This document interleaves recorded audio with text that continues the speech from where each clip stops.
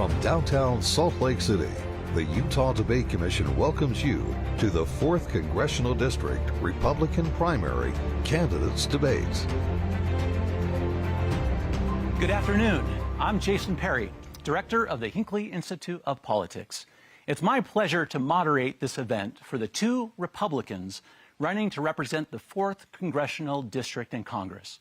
Today's debate is sponsored by the Utah Debate Commission, an organization dedicated to educate voters and encourage a civil exchange of ideas. We are live from Salt Lake City, Utah, where both candidates have been invited to participate in this event. The candidates in the race for the 4th Congressional District are Burgess Owens and Jake Hunsaker. Burgess Owens has declined our invitation to participate in this event. The winner will compete in the November general election.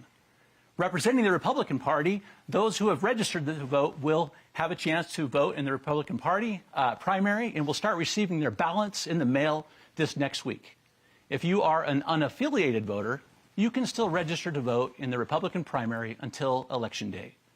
Because we only have one candidate here, today's format will be more like a candidate conversation. But we will still begin and end with a 1-minute opening statement. Mr. Hunsaker, your opening statement. Well, thank you, Jason, and thank you to the Utah Debate Commission and to voters and viewers across District 4 for taking the time to vet the important issues and the candidates that are so critical right now at this moment in our country's history. My name is Jake Hunsaker, and I'm running for Congress in District 4. I grew up in western Weber County in a family of 11 children, milking cows and picking sweet corn on a diet of conservative ideals that I believe truly made this country what it is today. Limited government, fiscal responsibility, free trade, individual accountability, the rule of law, and civility and respect. I'm running for Congress because I believe that we have made politics in this country a circus, a toxic celebrity game that is less and less productive and more divisive. Now, I've spent the last decade building a career in the private sector, solving problems for companies in the Fortune 100 and Fortune 500 space through data analytics and through thoughtful problem solving. That may sound nerdy, probably because it is, but I believe that those skills are desperately needed in Congress right now. And I'm proud to be running with better solutions and a better vision for our country. I look forward to discussing these important issues with you and with voters at home over the next hour. Oh, thank you very much. I'd like to get into a couple of questions today. I'll tell you what I'd like to do. First, I'd like to get to know you a little better, the people in the 4th Congressional District, to understand you and some of your rationale for running. And then we have some very big issues to discuss. I'd like to get to your opinion about the policies and approaches that should be taken. I've worked with a lot of elected officials in my life, and so I have to really get to the heart of this one. It's the why question. You've had a successful career in the private sector. Why did you decide at this particular time to jump into the political process? Well, listen, I'll hand it to you. The political process is one of a bit of insanity, okay? And I've learned that firsthand as a first-time candidate. But I have to say that I grew up quoting the Founding Fathers, quoting the sacred documents that make up the foundation of this country. And, you know, key to those thoughts and self-evident in those truths is the idea that all men are created equal. And as a voter in Riverton, as a businessman, as someone who has forged my own path in life, and as a normal, everyday American, it's very difficult sometimes to feel that you can justify a leap into politics because it seems so unattainable. And I understand that. But what I understand more is that this country and the crisis that it's in right now and the challenges that it faces call for everyday Americans to heed the call to public service, to really truly believe that their voice matters just as much as any voice of any high-ranking celebrity politician in Washington. And that if they feel that we can do something better, we have an obligation and a responsibility as recipients of this great gift of the American way of life to try and make it better. Mm-hmm. So after the call comes the doing part. If you think about that first term, if you were to win this election, what would you want to accomplish in that first term right out of the gate representing the state of Utah? Well, I think it's first of all important to articulate a vision. And let me say this, really briefly. I'll call attention to the elephant that's not in the room right now. My opponent, Burgess Owens, is not here. He's not present. and he has a record of absenteeism in our district and in engagement with voters about a cohesive and proactive conservative vision.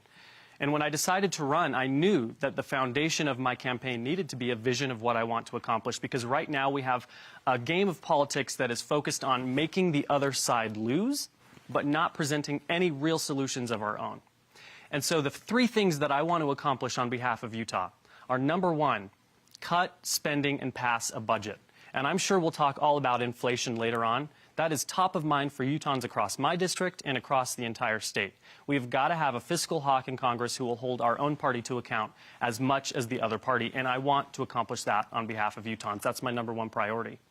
In my first year, I want to tackle federal lands and local issues. These are not shiny issues. They will not land me an audition track for Tucker Carlson or CNN or any of the late night shows. But what they will do is impact the way of life in rural Utah and in urban Utah and suburban Utah for everyday Utahns. We have got to have a champion on federal lands in Washington. And my third priority is I want to go back to Washington and change the rules of the game that is designed to suck people's souls right out of them. And that means tackling congressional ethics reform in a bipartisan way, in a way that the American people overwhelmingly call for right now. Before I leave the topic about getting to know you, it's interesting in my position at the university that sometimes we have a chance to really talk about what kind of events or experiences shape our political identity. When you think about your experience, those you had, those you observed throughout the country and around the world, what comes to your mind first? Some event or one of those things that says, this is where I first started to identify where my politics are? Well, listen, for me, it comes down to a simple hitting send in my email. When I email my congressional representatives, when I try to call them, I expect them to pick up the phone, and I don't expect to talk to my representative every day of the week. I know that they've got thousands of constituents and that they're stretched thin trying to solve the problems in this country. But I do expect engagement on local issues, and I do expect response from my congressional representative, who is my voice in Washington. Nothing was more of a catalyst for me jumping into this race than realizing that as a voter in Riverton, I had lost my voice in Washington. And I believe that tens of thousands of Utah voters feel exactly the same way right now. Okay. One thing about you that we wouldn't know by reading your website or your bio? Oh, that's a great question. I would say I don't really reference this very often. I am a musician, a hobbyist musician. I'm going to get slaughtered in the press for claiming to be a musician, but I sang in the Tabernacle Choir for a little while. It was a very, very lovely experience. Sang in my college a cappella group at BYU. Probably something that many people don't know is I got to participate in a singing competition on NBC. This is an NBC affiliate today, called The Sing Off a few years ago. Excellent, excellent. I want to get to some really important issues happening on the national level, and of course, we have to talk about the tragic mass shooting in Texas. All across the country, families are talking about guns. Our elected officials are talking about guns. And we really just have to address the Second Amendment. I want to understand your position on it. But first, I want to talk about what's happening in D.C. this very day in response. We have bipartisan bills. Senator Lindsey Graham, Senator Richard Blumenthal, a Democrat, just today are talking about a bill expanding red flag laws, creating grants for states to create and bolster these red flag laws. And of course, a red flag law with a court order allows law enforcement to take a weapon away from someone who may be a danger to themselves or to the community. And to talk about this particular bill and this issue generally, I'd like to turn to reporter Brian Mullehy. Thank you, Jason. Good afternoon, Mr. Hunsaker. As you know, much of the discussion has focused on keeping people safe in the wake of this school shooting in Texas and also the shooting in New York. Your opponent, Congressman Owens, has been quoted as saying red flag laws and gun control laws are slippery slopes to an inevitable takeover of gun ownership in this country. Red flag laws give people the opportunity to judge their neighbor. If they do not like you as a person, they can report you and have your guns taken away. That is a direct quote on Congressman Owens' campaign website. Is Congressman Owens wrong, and what is your position on red flag laws? And I'll reserve the right to a follow-up. Well, thank you for the question. First of all, I want to express that I think all of us are feeling the heaviness of this moment. My heart breaks for and goes out to the families, the school children, and the community of Uvalde, and of the communities in California and New York, where we have seen over the recent weeks too much gun violence in our country. I am a Republican because I believe in the Constitution. I am pro-Second Amendment because it is embodied and instilled in our Constitution. And I respect and will fight for the rights of law-abiding and legal gun owners across this country. But let me say this. This is where I differ from my opponent. The sensational rhetoric that he continually insists on using in terms of the gun conversation is not only irresponsible, it is unhelpful and damaging to conservatives like me who believe that gun ownership does belong in the American way of life in a responsible way. And because my opponent's not here, let me also quote him in saying, equating manhood and the definition of a real man and masculinity as being tied directly to anyone's ability to use actively a gun. That type of toxic conversation surrounding gun rights and gun ownership not only fractures our communities, it emboldens violent offenders and creates a toxic environment where no one feels that they can come to the table on responsible gun conversations. I am very, very supportive of bipartisan efforts in Congress. We've seen it from Senator Cornyn in Texas. We've seen it from Senator Lindsey Graham. Certainly in Washington right now, gun violence and gun ownership and gun rights are top of mind.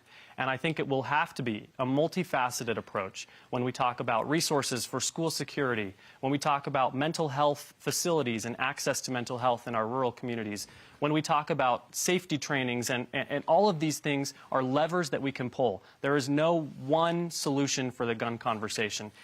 And let me say this. You know, I've heard time and time again from people on the left over the last week that every country has mental illness problems, and only America experiences mass shootings. Let me also respectfully say that only America has gun ownership in its foundational documents as a fundamental right for American citizens. That sets us apart already from almost every other country, other than 2 others in the entire world. And this is a uniquely American problem and has to have a uniquely American solution. So yes or no on support for red flag laws? Listen, a lot of people will stand in front of you as politicians and say, based on this buzzword or this headline, I will or I will not vote to support certain things in Washington. What I want you to know and understand very clearly today, and voters across my district, is that we are sick of politicians who go back to Washington already decided what they're going to support and what they're going to discuss based on the political winds of the day. What I promise is that I will always come back to the constitutionality of proposed legislation, and I will always come back to proposing proactive solutions and not just reacting and voting no or yes, depending on the political pressures of the day. And that does not depend on the buzzwords of the legislation. It depends on the will of the people, and it depends on the constitutionality of the legislation. But I absolutely am a proponent of working to solve this problem. It's gone on far too long, and it is a heartbreaking stain in our elementary schools and certainly on the conscience of America. Thank you. I think there may be some people who are still watching saying, do you have a position on either extended background checks, expanded background checks, or red flag laws? I haven't heard one. Do you have a position? Would you share it? I believe all of those could be a potential part of the conversation that we have to help solve this problem. But I fundamentally have to back up against the constitutional rights and framework that make me a Republican and that make us America. And what that legislation looks like, I welcome a debate on. Thank you. Thank you, Brian.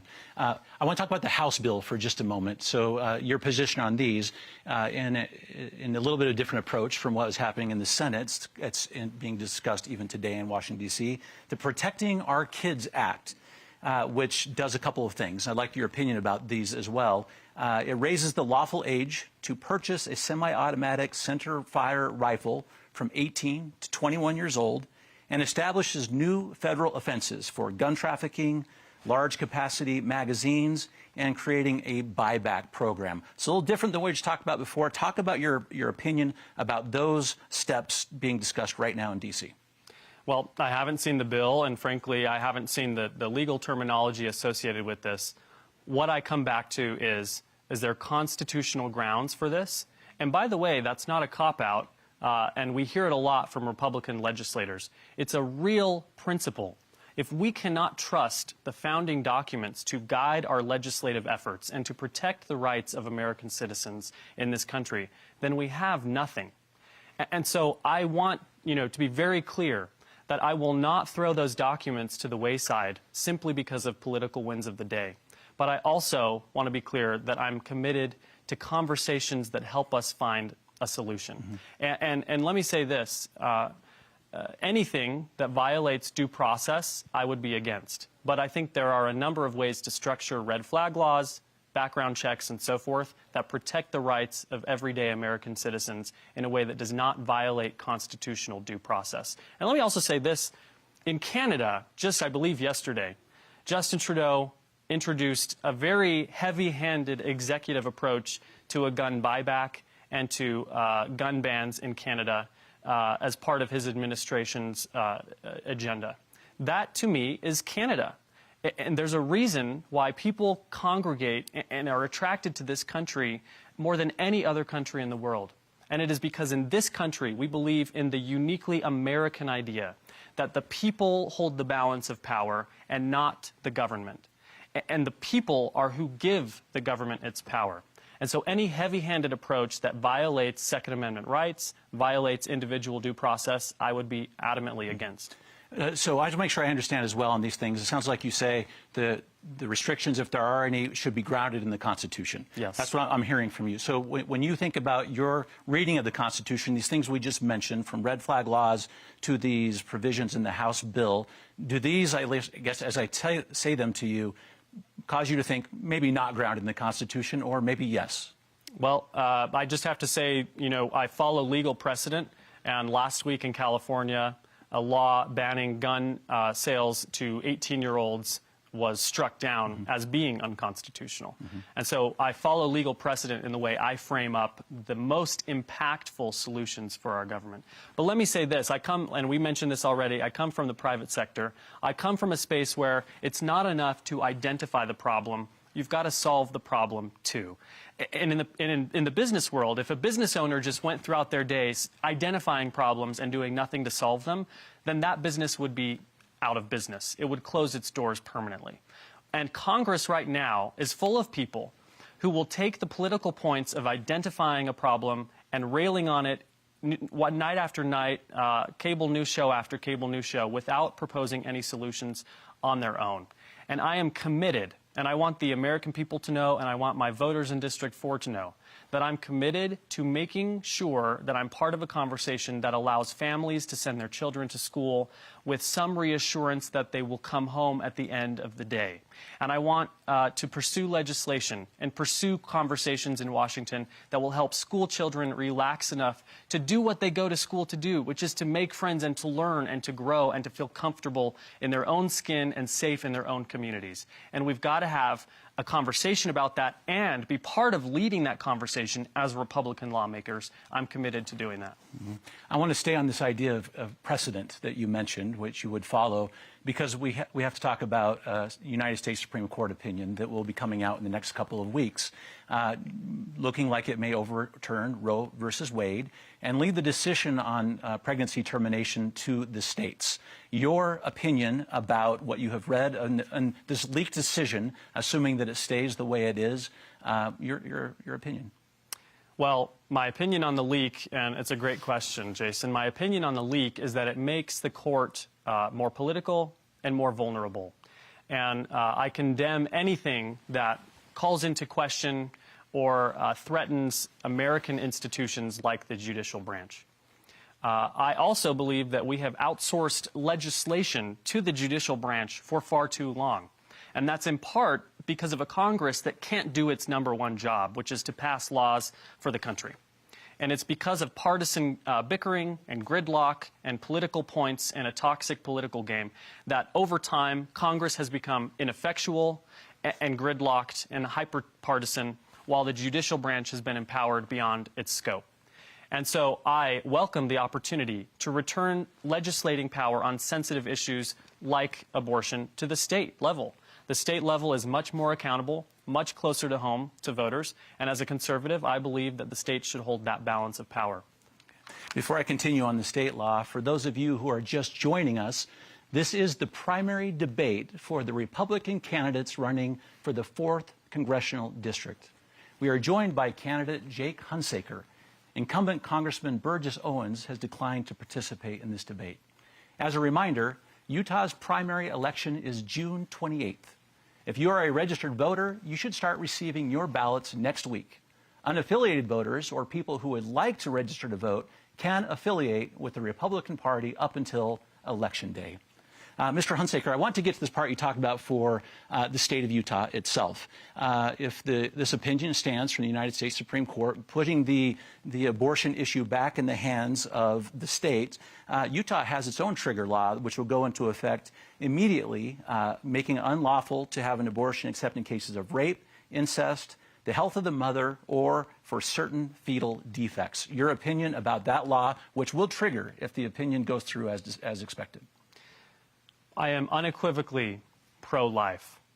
I believe in the sanctity of life, both before birth and after birth. And I believe we have a responsibility to care for the unborn. I am heartened to see states getting involved in legislation that will impact their communities. And I generally agree with the parameters of the Utah law. But more than that, acknowledge that it is not a federal issue to decide these things that were not specifically enumerated by our founding documents. Okay. As you mentioned before, you were right. I want to talk about some of the big impacts of the economy. And I'll tell you, as I talk with Utah voters, the idea of what's happening to their retirement plan, to the costs of living, are really a great concern for Utahns. In a recent Hinckley Institute Deseret News poll, 87% of Utahns said they are concerned that a recession could occur in the next year. As you contemplate your position in Congress, should you win this election, what can the federal government do? What tools are at its disposal in your mind that you'd be willing to put in your hand to address what may be a very real concern going forward? Well, I want to be very clear. Inflation is my #1 concern right now, and I think I share that with thousands of voters across my district. There is something very easy that the federal government can do to address inflation, and it's to stop printing fake money. And it's to stop circulating fake money through stimulus packages and through irresponsible spending that come out of Congress, because everyone in Congress knows it's much easier to put money in your constituents' pocket than it is to be accessible and accountable and actually earn their vote. We see this firsthand today from my opponent. And so I want to go back to Washington and rein in the irresponsible spending. That's #1. And that is the main contributor to the inflation that we are seeing right now. Let me also say this. There are nonpartisan solutions that no one talks about that can bring down the cost of fuel, the cost of groceries, the cost of manufactured goods. And these are the things that don't get you onto the late night shows, and so they go neglected. I would love to go back to Washington and revisit archaic legislation, for example, like the Jones Act. It's something that was passed in the early 1900s, and it prohibits shipment of American goods from American port to American port on anything other than American shipping containers, which means that it lowers competition and drives up the cost of shipping. This is something that incentivizes people to buy foreign oil if you're in a port city or have a refinery there, rather than buying domestic oil. And you know, the repercussions are all the way down the line from there. There are ways that we can get bipartisan cooperation on legitimate legislative solutions to the inflation that we're seeing every single day on the grocery shelves without playing a very hyper-partisan game. But let me also say this. I think the #1 crisis our country is facing right now, and I believe most Americans agree, is a mountain of $30 trillion of debt that is terrifying. It's an existential crisis, and it's something we have got to address. And the way that we address that is not by bickering over the price of gum as a country while we're paying a $6,000 monthly lease on a Ferrari in the driveway. We've got to really have an honest conversation about the cost of mandatory spending programs.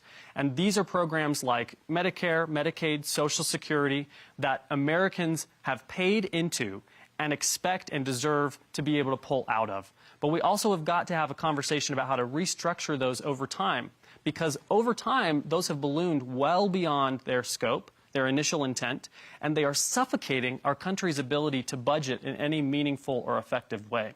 We need someone in Washington who will put their political life in their hands and pick up that third rail of politics and say, we've got to have a task force created to address the mandatory spending programs that are ballooning us out of our ability to budget. Mm-hmm. And how do you imagine working across the aisle to get that to happen? It's not exactly a complete consensus on that proposal you just put forward.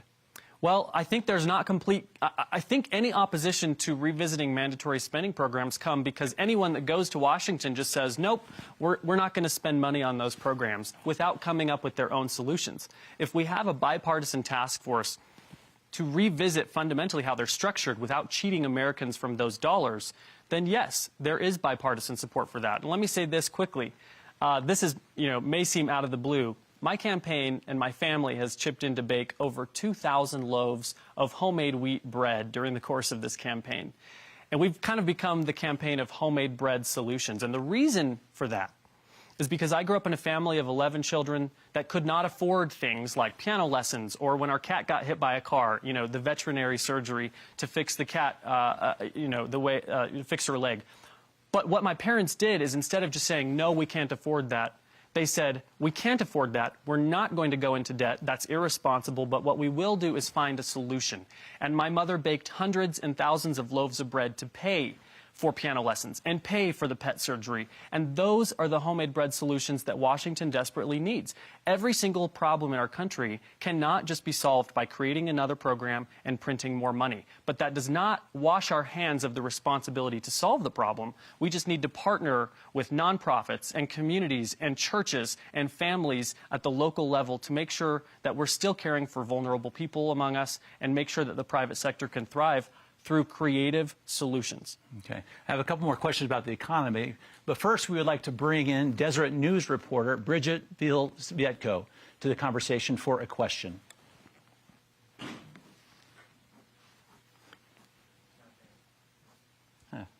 Okay. Bridger's making his way. While he comes to the microphone, you mentioned something a moment ago about gas prices, which is very much connected to the inflation issue, this recession issue. Utah has the 17th highest gas price in the country at present. You mentioned this already. As a member of Congress, you look at this issue. Is there really any tool that you can see that's going to address that one? Because it impacts every single household. Absolutely. Well, I saw, on the news this morning, gas prices have reached over $8 a gallon in places in California. Here in Utah, we're sitting well beyond what Utahns should be paying for the price of fuel. I'm what I would consider an all-of-the-above energy advocate. We need, and this comes from my experience in the private sector, if you don't diversify your product or your supply chain, then you're beholden to shock waves as the economy reacts to things like the crisis in Russia or, shipping containers trapped out in the open ocean. You've got to have a diverse supply chain, and that applies to energy as well. And by the way, a diverse energy economy impacts and benefits rural Utah. Down in Sanpete County, even in Juab County, we have a lot of energy resources in our state that are underutilized that we could work in a bipartisan way to champion so that we have an all-of-the-above energy approach. Certainly, we need to be able to tap into the oil resources that our country already has, but we know that that's a 6 to 9 month supply chain lag, and oil companies can't catch up overnight. What we can do is utilize our federal lands resources to explore things like geothermal energy, to make sure that rural Utahns have the ability to leverage federal lands for energy use in an all-of-the-above approach. Very good. Thank you. We have Bridger now for a question. Thank you, Mr. Hunsaker. Good afternoon. Former President Donald Trump has occupied a huge space in our political debate recently. I'm wondering, have you sought an endorsement from the former president, and would you accept it if he offered? Thank you for your question, and it's a great one. And by the way, the Donald Trump question is one I get almost every day. as the former Republican leader of the country, and certainly as the looming shadow in every political race this primary season. Let me say this. When I built my campaign in August, I came up with 3 fundamental ideas that I wanted to be the guiding principles of my campaign. And the first one was principles over personality. And so when I get asked about people, about Donald Trump, about Mitt Romney, about Mike Lee, even about Governor Spencer Cox, my response is always the same thing. We have made politics a reality TV show where endorsements and personalities matter more than the conservative principles that can guide our nation into a better version of itself. And I always come back to that.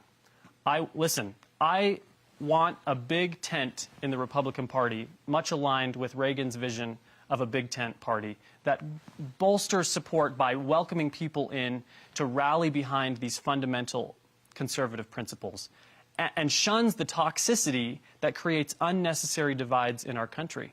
I think we've had a lot of leaders recently that cater to the toxicity and sensationalism of politics rather than welcoming people to rally behind the conservative principles that are our country's best bet at a bright future. And I will continue to run a campaign focused on principles over personality. Okay. If I could ask a quick follow-up, just in a yes or no answer, would you accept an endorsement from the former president? If Mar-a-Lago calls tomorrow, I will let you know. I don't hold out hope that that happens.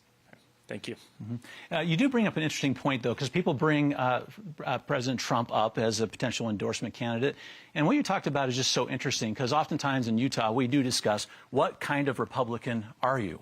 And sometimes it comes down to names we know, which is why you keep getting asked that question, I suspect. So since we didn't quite get to whether or not you get that phone call, when you think about your own kind of a political approach, is there a Republican figure you would say, I'm more like this? Well, what I would say is every figure comes with pros and cons, right? And every figure gets some things right and some things wrong. But the way that I conceptualize it in my own mind is that when you're elected to public office, you have 3 jobs. The first one is very clear. It's to represent the voice of your constituents. The second one may be less clear, but I believe critical for a functioning democracy, which is to be honest with yourself and in character-defining moments, make sure that you vote your conscience and that you can square with yourself in the mirror at night. And the third job is unfortunate, but it's a reality, is to play the political sport of party politics. And when I hear people, love or dislike, hate or love any kind of political persona, it's because I feel that they get a skewed approach to balancing those 3 jobs. When I look, for example, at my opponent, I see someone who doesn't feel that his job is to represent his constituents or focus on local Utah issues, but instead feels that this is exclusively a party sport. Opening an email every Monday morning from Kevin McCarthy to see what is going to be voted on during the week and then calling it a day. That is not the whole job. And we see here today a very real illustration of someone who thinks that the entire job is simply to vote along party lines, pick up the most sensational topics from the news, and go home. It's why my opponent has 80% funding outside of the state of Utah, not inside, outside. That is more external funding for a congressional person in our state by double digits than anyone else in our congressional delegation.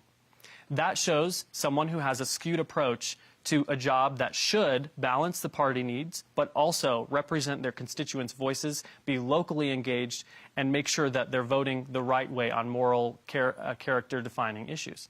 Okay. I want to get to some issues in your district that you're running for, but I want one more comment from you on one more issue in Washington, D.C., because it's going to impact a lot of students around the country. There are some serious discussions right now about whether or not the federal government should forgive federal student loans.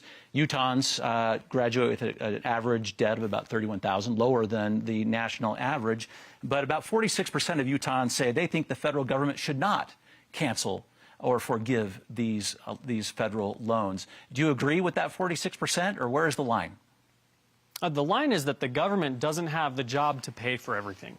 And as a Republican, I feel every day the heat and the inconvenience of being the party that can't just offer free solutions 100% of the time. And once I win the primary, I look forward to contrasting my view with my Democrat opponent, because I know that's a fundamental difference we have. The government is not in the job of solving problems through printing more money. It is ludicrous to me that the Biden administration, in a time of record inflation, chooses to talk about putting more fake money into America's economy than already is there, because that will not solve the problem, and it will only contribute to hyperinflation we're already experiencing. What I can say is, as a Republican, I want to also double back to the homemade bread solutions. And that means I don't just get to walk away and feel good once I vote against the government subsidizing all of the student debt and call it a day. I also have to come to the table with actual solutions about how we make college more affordable, about how we give students more information when they take these loans out, and how we make sure schools are held accountable not only for the value they create for the students, but also for the ability of the students once they come out of those schools to repay the debts that they incur. We know that the cost of higher education is historically high. We know that students don't have the information that they need at these pivotal moments when they are taking out mountains of debt. And as Republicans, and as a candidate, I want to go back to Washington and get real about how to solve the root cause of the problem rather than throwing money at the symptoms. Okay. Thank you. Before we get into your Congressional District 4, we'd like to welcome those who are just joining us. This is the primary debate for the Republican candidates running for the 4th Congressional District. We are joined by candidate Jake Hunsaker. Incumbent Congressman Burgess Owens has declined to participate in this debate. Let's get to your district for just a moment. As you look at it, the economy has been hard, impacted by so many things. Give us a view based on what you've found so far and talking with people in your district. How has CD4 fared over the past year in terms of its economy? Well, I think Utah continually ranks among the best managed states in the country. We have a lot of things that are really working here in the state of Utah. We have a lot of drivers of our economies that are thriving and growing. We also have a lot of problems. And as I travel the district, I hear about those problems. You know, the first thing that I did when I declared my candidacy last August was I went on, I mean, you could informally refer to it as a listening tour. I didn't go and introduce myself. I didn't meet anyone important, but I went and sat in the back row of a number of city council meetings across our district, and I took notes. What are the problems that are being talked about here that need federal partnership in order to solve them? And everyone talked about some set of unique problems to their city, but there were some resounding themes across the district. An inability to fill open spaces on our police forces and first responder teams because of a lack of talent, because of a toxic conversation surrounding first responders. An inability to cope with hypergrowth in our communities because of the way that federal lands encroach upon our ability to develop new houses, mixed-use zones for new residents who want to stay and put down roots in Utah. An inability to cope with drought and our water shortage in the state. And all of these things are very local issues, but also need a federal advocate in Washington who doesn't just know that, what Tucker Carlson is talking about, but also knows what's being discussed in these city council meetings. It's why I'm proud to have earned the support and endorsement of mayors and city council members across my district, because local politicians know that even though these are local issues, they want someone who picks up the phone in Washington. So that, for example, when the Department of Interior allocates $400 million, as they did a few weeks ago, to rural water infrastructure, and this is, by the way, not legislative pork barrel spending, this is allocated funding, it should not go to North Dakota and Montana and Minnesota and New Mexico. It should go to ground zero for a historic drought that is dealing with the effects of a lack of water in our agricultural communities, in our recreational industry, in our lakes, in our rivers. Those are the types of things that matter to CD4 voters. Okay, so what are you going to do about those? Because those are really big. You start talking about a couple of factors here. This district that you're running for has a mix of urban and a mix of rural, which is the decision from the redistricting commission. You have a little bit of that representation you have to give on both sides. But this whole state of Utah is facing a serious issue when it comes to the drought, for example. Talk about what you think Congress can do there, because this is one of those limiting factors, but it's going to have it will have very real consequences this very summer. Yeah. The drought is quickly becoming a very national conversation, because you have half a dozen to a dozen states that are tied up in this drought, and now it's starting to impact interstate commerce, which falls into the scope of Congress to talk about, impact our agricultural supply chains, impact the way that we can put food on our tables and keep our shelves stocked.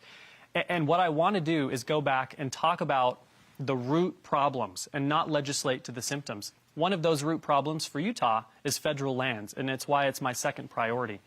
Federal lands impact the way we fight wildfires. In Woodland Hills, a small town right at the southern end of Utah County in District 4, they had a wildfire start feet away from their local fire truck, and they were unable to fight this fire with their resources because of conflicting policies from the EPA and the Forest Service and the BLM, Bureau of Land Management. And we are tied up in this federal bureaucracy that prohibits local impact on local issues. And so certainly the way we fight fires, the land that we're able to develop to lower the cost of housing for Utah and make it more accessible for people to stay here and put down roots here, the way that we can draw on water resources from federal lands, and certainly the way that we can creatively solve the water crisis. I just heard, in the news a few weeks ago about some Utah state legislators who are toying with the idea of seeing if it's feasible to build a pipeline from the Pacific Ocean. Now, that may sound outlandish, and I'm not sure if that would work, but we've got to have problem solvers in Washington willing to pull states together, willing to allocate existing federal resources to solve very pressing concerns on behalf of Utah. But I have to say, these issues are not the issues that will land you the clickbait headlines. They are not the issues that will get you donor dollars from across the country from people who are in a frenzy and feed off of a very toxic political game. They are the impactful, substantive solutions that Utahns demand and require in this moment, and I'm committed to talking about those issues. Can you please just identify one of those two? I think you painted the picture well, but it's particularly interesting because this is the issue we hear about for years and years. Talking about this, you have over 60% of the state of Utah is owned by the federal government. You kind of seem to allude a little bit to some partnering with others. Is it Western states you think are going to do it? But considering that we've been talking about this for such a long time, what is that one, or maybe just that one thing you think you can do, the coalition you can build that finally addresses that? Because this is not a new complaint that you just mentioned. Yeah. Well, it comes down to infrastructure. Congress holds the purse strings of the nation. And while they're irresponsible with that money, we have an increasing need in our state to draw on it in responsible ways. You think about the way that, for example, we frown on monthly reactive credit card debt that doesn't get us anywhere and just buries us in a mountain of debt, versus the way that you or I might go out and buy a car. And leverage ourselves and maybe take out a loan for that car so that we can go earn more money and be more profitable long term and get to a job, for example. Those are the types of solutions in federal lands that we want. We need the water infrastructure. We need a partnership with BLM, with Forest Service, so that we can empower local communities through legislation to be more impactful in the way that they fight fires. I would love to champion those types of bills. Okay. I want to catch up that thread a little bit on energy, and let's just talk about cars as well. It's interesting. On your website, you list climate change as being one of the most pressing issues facing our world. This is a statement that has champions on both sides of this one. It's interesting. I want to see why you say that and where you think we're going to go with that particular issue, because this is politically divisive for some. Well, listen, we already talked a little bit today about the damage that buzzword politics does to real solutions. There's no question in anyone's mind that our climate is behaving erratically, that every year we have hotter summers, and that every year we see our mountains through clean air less and less of the time. In the wintertime because of the inversion, in the summertime because of wildfire smoke from Utah and from neighboring states. Now, I grew up in a tradition that taught me that I needed to be a good steward of the planet.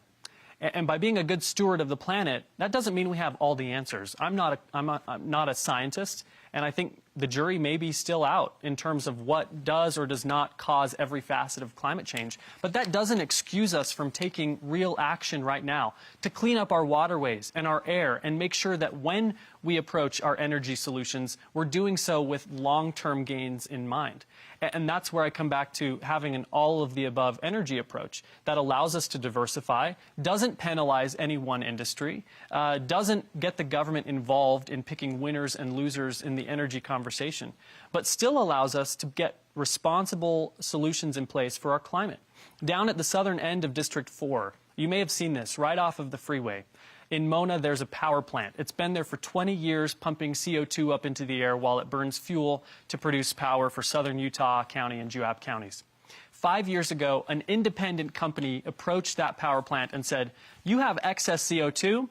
We are going to build greenhouses right across the road from you, and if you will promise us you'll pump your CO2 right across the road into our greenhouses, we're going to provide locally sourced, locally grown tomatoes year-round." And now you see, right across the freeway, in the southern end of my district, a private sector solution to excess CO2, and a private sector solution that locally sources produce for our community. Those are the types of levers that we can pull as conservatives. Taking a heavy-handed regulatory approach like the Green New Deal would cost Americans and the economy hundreds of millions, if not billions of dollars. That's not the approach we should be taking, but we cannot ignore the pressing problems of climate that ultimately Republicans have the tools to address. I have two more items I want to get to, but before we leave that one entirely, the role of, you said all of the above sort of approach, renewables in our portfolio as the state of Utah and other sources of sustainable energy. What role should it play? Mm-hmm. How big of a mix? Is this of equal import? Where are you going to, as a member of Congress, going to put the dollars behind what? To me, it comes back to what can our local economy do and get the government out of the way.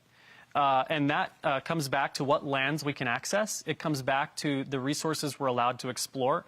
Geothermal resources in Utah and in the southern parts of my district are a largely untapped resource that, because they're renewable, could get Democrat buy-in on exploring while giving rural Utah the opportunity to build and maintain its economy. Listen, I'm a Republican because I believe that our state and our communities hold the answers to these very, very pressing questions. We continue to push the responsibility for solving all of these back to Washington. And when the responsibility and the dollars get further away from home, they get less effective and more corrupt, and they come at a higher price tag. And I'm an advocate for rural Utah and for Utahns generally seeking and providing their own solutions to these very pressing energy, climate, fiscal concerns. Before we get ready for your closing statement, I want to talk about political divisiveness for a moment. You've mentioned it a couple times today in this debate as well. But what's interesting to me that I'd like to get your take on is you've worked for some pretty big companies in the private sector. Some of these companies that have been in the crosshairs, not something you've been doing, but part of the crosshairs in terms of how they manage their social media. And how they filter them, how we get information. In your mind, as a potential member of Congress here, as you're running for the CD4, what do you think the role of Congress is in terms of regulating how that particular industry functions? Oh, there's no question that tech companies and finance companies alike wield unprecedented power in our country. And, I would never speak on behalf of any of them. I've always had a fairly unexciting job within, Fortune 100 companies. But I will acknowledge that tech and social media has heavily impacted the way not only that we hear news and digest information, but also the way that we engage with one another.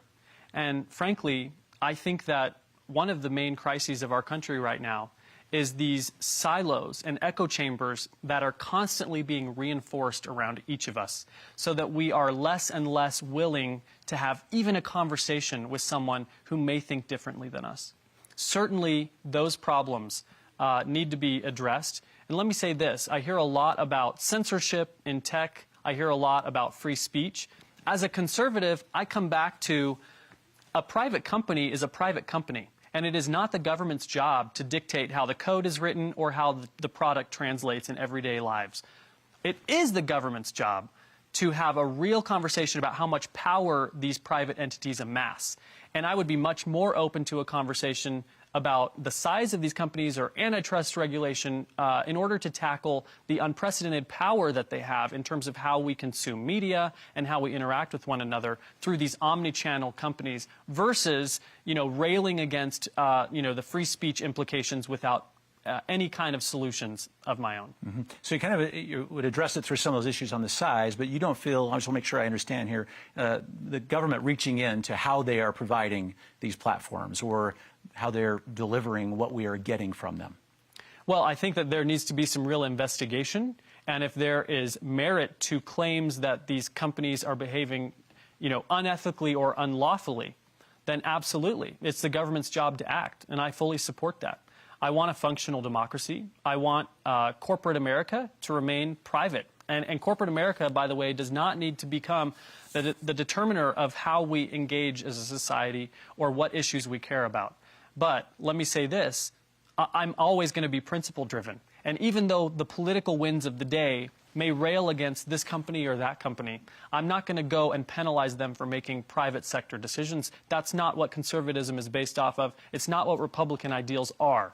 And we need more people willing to stand up for the actual conservative ideals that we preach and that we profess to espouse, rather than running reactive to what the left is doing, what corporate America is doing, or what the polls say their constituents want them to do. Okay. My last question before your opening. You've had some comments about term limits. Your approach to them, maybe for you and others, let us hear what it is. Every single day on the campaign trail, I get asked the question, if you get my vote and if you get into office, how are you going to keep your soul? And that gets asked a variety of ways. And what people are really getting at is, how are you going to make sure that you still work for me once you're back there? How are you going to fix this toxic problem in Washington? And that's why the third priority that I've listed today is to tackle congressional ethics reform. And that includes things like term limits that cap the influence of deep pockets and that make Congress a place where fresh ideas are welcome and are the norm instead of the exception. And certainly talking about the way that insiders in Congress are allowed to trade individual stocks. That's got to stop as well. There are a number of things that have overwhelming support among both voters on both sides of the aisle. We've got to have someone in Washington willing to tackle them creatively in a way that gets real change in Congress so that we can continue to have representatives who work for us and not the other way around. Sometimes the question always is this, is we can have this kind of approach on term limits, but if it's just us, no one else. Listen, and that's why we need cooperation in Congress. A lot of people get bonus points. We'll pat ourselves on the back and say, I talk about term limits, right?